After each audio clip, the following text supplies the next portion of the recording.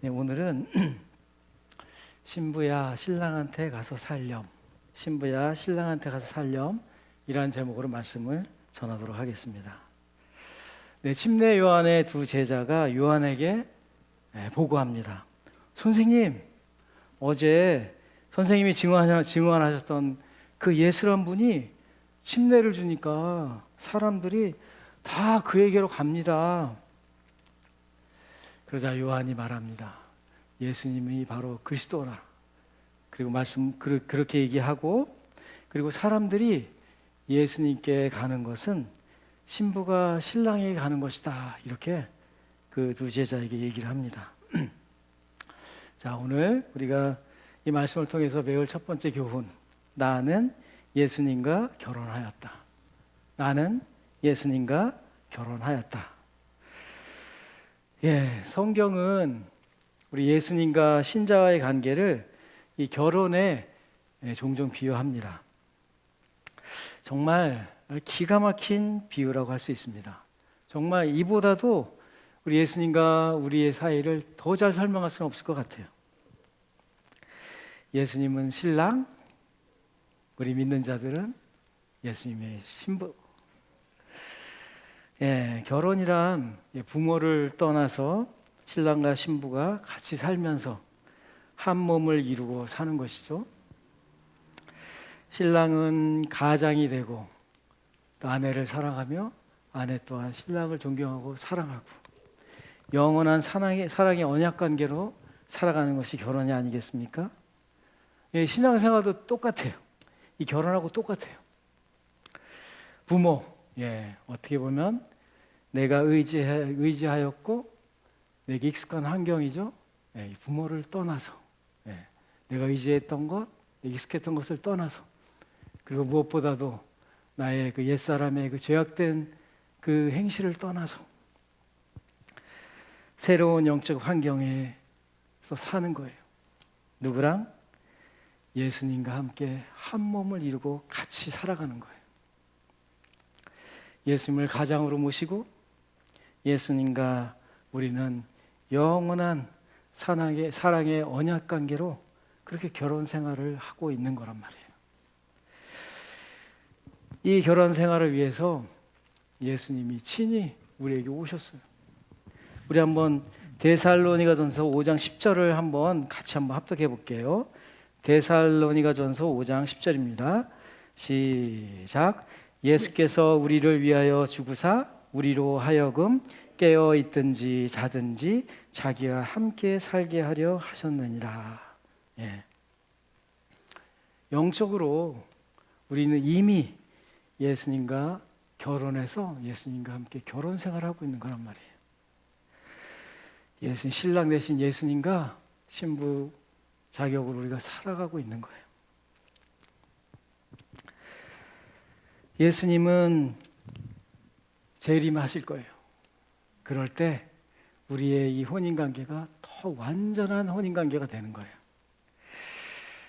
우리가 그때까지 정말 정결한 주님의 신부로 잘 준비하고 신랑 예수님을 기쁘게 맞이할 수 있기를 소원합니다. 예. 잠깐 여기서 결혼에 대해서 잠깐 좀 얘기를 했으면 좋겠어요. 결혼은 우리 신랑 신부가 서로 사랑해서 결혼하는 것이다 이렇게 생각하는데 그렇지 않아요. 예. 결혼은 신랑 신부가 사랑해서 결혼하는 것이 다가 아니라 결혼은 하나님의 사역이란 말이에요. 예. 하나님이 하신 일이에요. 사랑은 식을 수 있죠. 예. 하지만 하나님이 하신 일은 영원하단 말이에요. 결혼식의 핵심은 반지를 교환하는 일에 있어요. 언약을 맺는 거예요. 언약. 예. 이 결혼식은 이벤트가 아니라 언약식이에요. 성례예요. 성례. 저는 우리 그 부모님들과 우리 정년기에 있는 우리 아름다운 청년들에게 존 파이퍼 목사님의 결혼 신학이라는 책을 꼭 추천하고 싶어요. 좀 지루하고 예, 딱딱하지만 꼭 읽어보셨으면 좋겠어요. 그러면 이 결혼이 얼마나 하나님이 축복하신 것이고 이것이 하나님이 얼마나 소중하게 생각하신 것인지 알게 될 거예요. 그리고 부부에 대해서도 얘기하고 싶어요. 부부는 같이 있어야 하는 거예요. 같이 있어야지. 떨어져 있으면 안 돼요. 예전에 젊은 부부 중에 한 분이 직장이 용인이었어. 너무 멀어. 원삼. 한 1시간 40분 이상, 어떨 때는 2시간 걸려. 그래서 기숙사에서 살았어요. 그래갖고 일주일에 한 번씩 봤거든요. 근데 제가 말했어요. 부부는 같이 있어야 합니다. 이 청년이 그 얘기를 듣고 그때부터 멀어도 출퇴근을 했어요. 그리고는 나중에 가까운 곳으로 이사를 갔어요. 저는 정말 부부는 함께 있어야 된다. 같이 살아야 된다고 생각합니다. 그리고 교회도 그런 환경을 제공을 해줘야 돼요.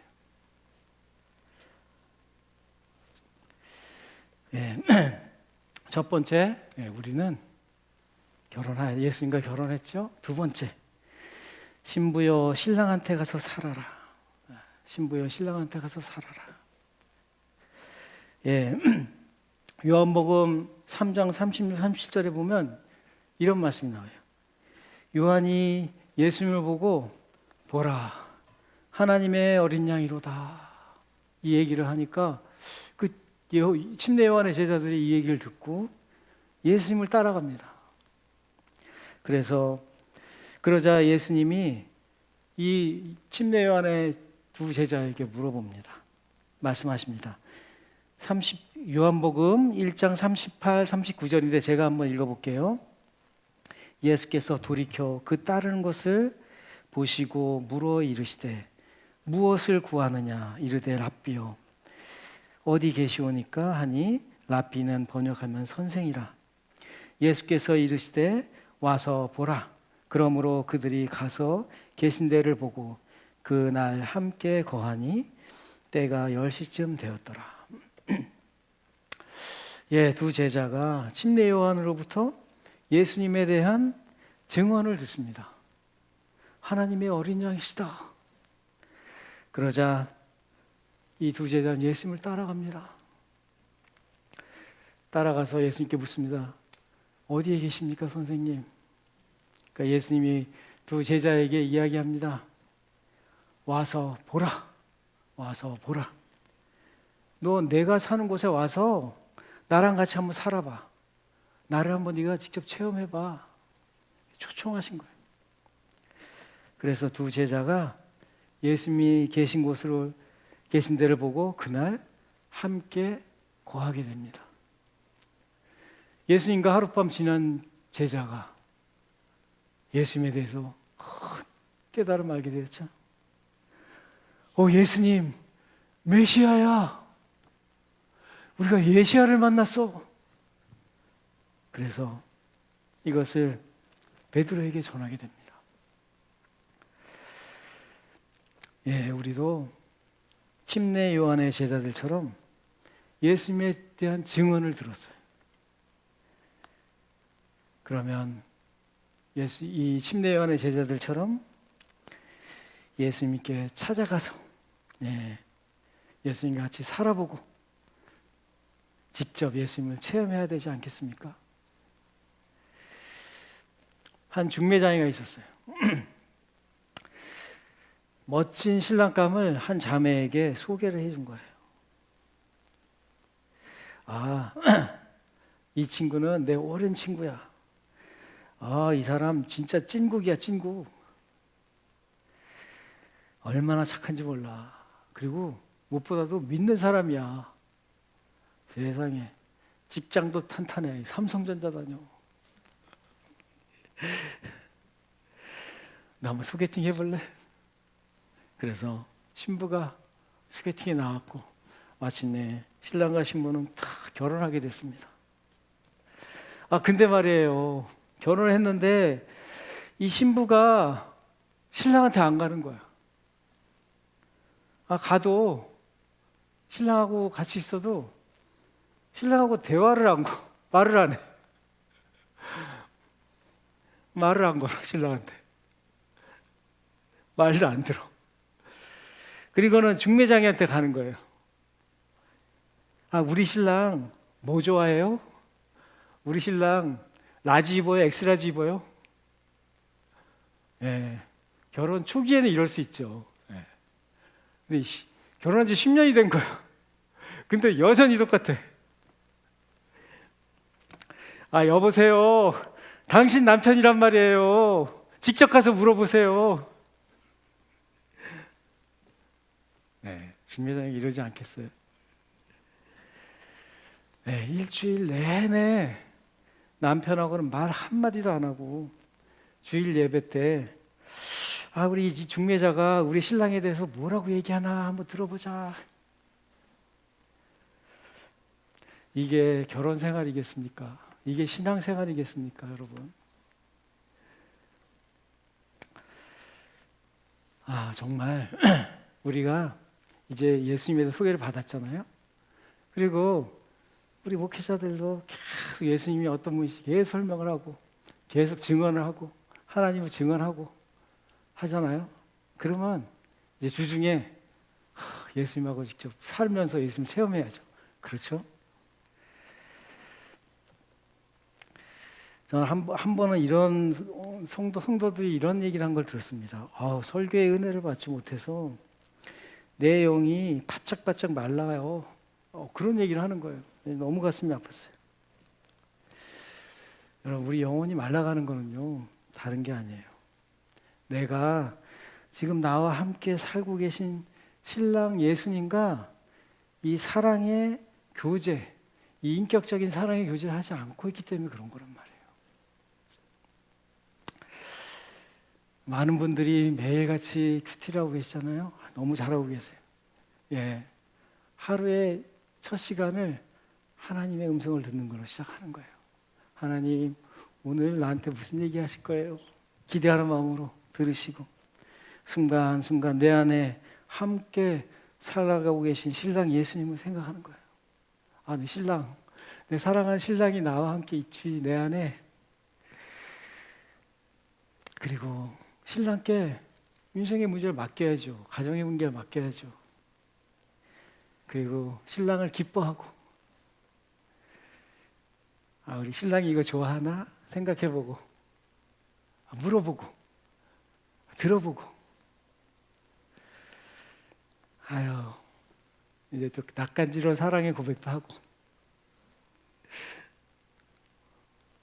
그리고 앞으로 지금은 그 영으로 만나지만 앞으로는 정말 우리가 영체로 만나가지고 완전한 몸으로 만나서 살 저 영원한 천국, 거기를 그리면서 우리 신랑하고 같이 살 그것을 또 즐거워하고 기뻐하면서 그렇게 살아가는 거죠, 하루하루. 제가 한 번은 전철관에서 이 생각을 하다 희죽거린 거예요. 근데 사람들이 막 쳐다보는 거. 기뻐요, 기뻐. 여러분의 삶이 이렇게 풍성해진단 말이에요. 신랑과 사랑의 교제를 하면 그렇게 인생이 풍성해진단 말이에요. 자, 세 번째, 중매장이가 되라. 중매장이가 되라. 우리 고린도후서 11장 2, 3절 제가 한번 읽어드릴게요. 내가 하나님의 열심으로 너희를 위하여 열심을 내노니 내가 너희를 정결한 처녀로 한 남편인 그리스도께 드리려고 중매함이로다. 그러나 나는 뱀이 그 관계로 하와를 미혹한 것 같이 너희 마음이 그리스도를 향하는 진실함과 깨끗함에서 떠나 부패할까 두려워하노라. 우리 사도 바울은 자기의 정체성에 대해서, 사명에 대해서 나는 중매장이야 하는 확실한 정체성을 갖고 있었어요. 나는 중매장이야. 예. 예수님을 예, 예수님께 신부를 중매시키는 사람이란 거예요. 그래서 이 멋진 신랑 예수님을 증언하는 거예요. 그래서 성도에게 소개하고 그가 예수님의 신부가 되게 하는 것, 그리고 그 신부가 정결한 마음으로, 마음과 몸으로 예수를 맞이하게끔 준비시키는 것, 이것이 바로 사도 바울이 자신이 갖고 있었던 정체성이에요. 먼저 믿은 우리들, 우리 교회의 영적 리더들, 우리 사역자들, 이것이 우리의 정체성이란 거예요. 그리고 사명이에요. 중매쟁이, 최고의 신랑 예수님을 증언하고 신부감에게 소개해서 그가 예수님의 아름다운 정결한 신부가 되게끔 자신을 드리게 하는 것, 그리고 예수님이 재림하실 그날까지 그 신부가 정결함을 가지고 정결하게 예수님을 맞이할 수 있도록 준비하도록 돕는 것, 이게 바로 먼저 믿은 우리들, 영적 리더들, 사역자들의 정체성이란 말이에요. 굉장히 중요한 것 같아요. 이 중매장의 정체성을 갖는 것이. 아쉽게도 바리새인들 이거를 놓쳤어요. 이것을. 바리새인들의 정체성은 뭐였어요? 예수님과 성도들을 결혼시키는 이것을 이 정체성을 갖지 않고 이들은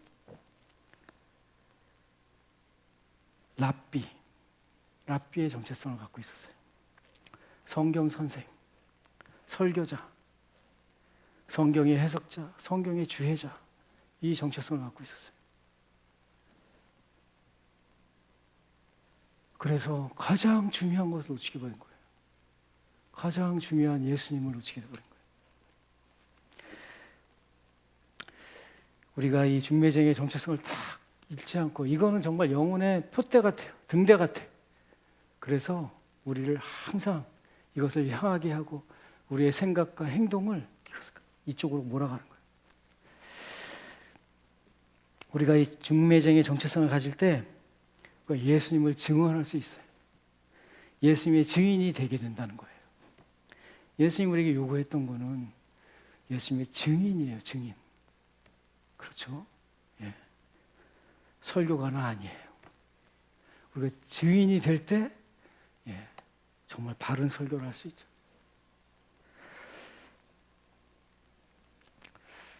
그리고 많은 성도들이 정말 이 미혹의 위험 가운데 있어요. 영적으로, 세상의 미혹 가운데. 이것으로부터 이들을 정결하게 보호할 수 있는 거예요. 다른 게 없이 복음이가 분명한 복음. 예수님의 십자가와의 부활의 확실한 복음 위에 서게끔 하는 것. 이것이 우리에게 참 중요한 것 같습니다. 신랑이 신부를 맞이하는 것이 인생에서 가장 큰 기쁨이 아니겠습니까? 한 영혼이 회개해서 예수님을 믿는 것, 이게 얼마나 기쁜 일이면 신랑이 신부를 맞이하는 거기에 비유했단 말이에요. 그 기쁨에. 그러니까 쉽게 말하면 한 영혼이 죽게 돌아오는 것이 예수님의 인생에서 가장 기쁜 일인 거래요. 우리 성도님들이 저는 바라기를 정말 예수님을 증언해서 예수님의 복음을 전해서 참 그들이 예수님께 돌아와 예수님의 큰 기쁨을 드리는 그런 성도 되기를 간절히 소원합니다. 신랑이 기뻐하니까 옆에 있던 친구가 기뻐하고 또 침례 요한이 나는 그 기쁨으로 충만하도다 했잖아요. 신랑 예수님이 기뻐하면 예, 그 기쁨이 우리한테 확 흘러 넘칩니다. 그 내 인생이 기뻐지는 거예요. 내가 그래서 한 영혼을 주님께 다 이렇게 소개할 때, 중매할 때, 그때 예수님의 그 기쁨이 나의 삶을 완전히 그냥 덮어버리는 거예요. 중매쟁이가 제일 기쁠 때는 어때요? 어떨 때예요? 예. 이 중매해준 커플이 알콩달콩 정말 재밌게 살아갈 때, 그때 중매장이 가장 큰 기쁨이죠. 우리 사역자의 가장 큰 기쁨이 뭔지 압니까, 여러분? 우리 성도님들이 신랑 되신 예수님과 매일같이 알콩달콩 재밌게 살아가는 거예요. 그게 바로 우리 사역자들, 영적인 리더들, 먼저 예수님을 안 사람들의 가장 큰 기쁨입니다. 제가 지난주에 이렇게 예수님과 매일같이 알콩달콩 살아가는 한 간증을 들었어요. 정순자 집사님의 간증을 들었어요. 우리 정순자 집사님이 이분은 이제 생명의 삶으로 이제 큐티를 하시는데, 하루는 이제 예레미야 36장을 큐티를 했던 것 같아요. 예레미야가 옥에 갇혀가지고 바룩이란 사람에게 이 하나님의 말씀을 기록하게 했어요. 그리고 그걸 낭독하게 했어요. 바룩은 이것을 아주 충실히 아주 어떻게 보면은 지금은 굉장히 큰 일이지만 이 사람 입장에서 어떻게 보면 그냥 적는 거잖아요. 그래서 큰 일이 아닐 수도 있는데 그걸 충성스럽게 감당을 했어요. 우리 정사 집사님이 요즘 마음이 너무 답답했다는 거예요. 이 파라솔 전도를 못하니까 코로나 때문에 마음이 너무 울적했는데, 그래서 이제 하루는 이 산행을 간 거예요. 산행을 가는데 그날 그 큐티라는 그날 산행을 갔는데 저기 일단에 한 6명 되는 무리가 이렇게 올라가더래요. 근데 갑자기 아침에 큐티에 바르게 그 충성이 생각이 난 거예요. 그래, 내가 파라솔 전도는 못해도 이 사람처럼 예수님 복음 이렇게 이 사람들한테 얘기를 하는 걸 할 수 있잖아. 그런 마음에 예수님이 여러분을 위해 십자가에 죽으시고 부활하셨습니다. 이걸 딱 외쳤다는 거예요. 그랬더니 거기서 아멘! 아마 몇 분이 여기서 믿는 사람이었나 봐요.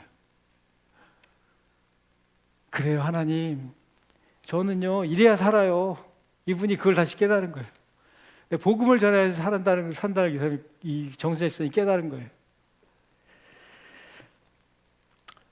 그러면서 마음이 기쁨이 충만했다고 저에게 고백하는 것을 들었어요. 그래요. 이렇게 매일같이 예수님의 음성을 듣고 순간순간 예수님이 나에게 얘기하신 걸 듣고 그거를 그냥 이렇게 순종해서 행할 때, 그때 정말 하나님의 기쁨이 내게 임하고 이 복음의 위력을 경험하게 되고 하나님의 살아계심을 경험하게 되는 거잖아요. 저는 참 우리가 중매를 하면 중매장이가 양복 한 벌 얻어 입잖아요. 예수님은 양복만 주시겠어요? 정말 이 정수자 집사님에게 어마어마한 걸 주실 거예요. 저는 그 발끝에서 못 따라갈 것 같아요. 이분이 또 한 분을 예전에 한 3년 전에 이성호님이라고 소개를 해줬어요. 이분은 1년에 한 번 가끔 나오는데, 근데 어떻게 이분하고 계속 연이 닿아서 제가 이렇게 관계가 됐어요. 근데 너무 기쁘게 지난주에 이분과 식사를 할 수 있었어요. 이분은 이제 우울증 환자야. 그리고 고양이 때문에 살아가는 사람이에요. 길고양이들한테 밥 먹이고 막 이게 그 사람의 유일한 소망이고 살아가는 이유예요. 혼자 아무하고도 얘기할 수 없는데 그런데 이렇게 그때 이제 한박철 집사님과 같이 있었어요. 같이 밥을 먹으면서 국수를 먹으면서 이렇게 얘기하는데 정말 나도 모르게 그 마음이 너무 좋은 거예요. 마음이 너무 왜 좋은지는 모르겠지만 너무 기쁘고 좋은 거예요. 나중에 이게 하나님이 기뻐하신 거라는 걸 알게 됐어요. 그래요. 우리가 인생에 기쁨이 없습니까? 예. 기쁨을 바로 회복할 수 있는 일이 있어요. 예, 중매장이가 돼서 예수님을 소개하는 거예요. 예수님을 증언하는 거예요. 그러면 즉시 기쁨을 회복할 수 있어요. 우리 성도님들 이렇게 중매장이가 돼서 예수님을 증언해서 예수님이 기뻐하는 신부가 되도록 그 사람에게 복음을 전하는 귀한 성도들에게 간절히 축복합니다. 우리 말씀을 정리하겠습니다. 첫 번째, 나는 예수님과 결혼하였다. 두 번째, 우리가 신랑한테 가 살아서 신랑 외롭게 하지 않기. 세 번째, 중매자가 되자. 그래서 예수님께 큰 기쁨을 드리는 오늘 하루가 되자. 우리 말씀을 생각하면서 우리 기도했으면 좋겠습니다.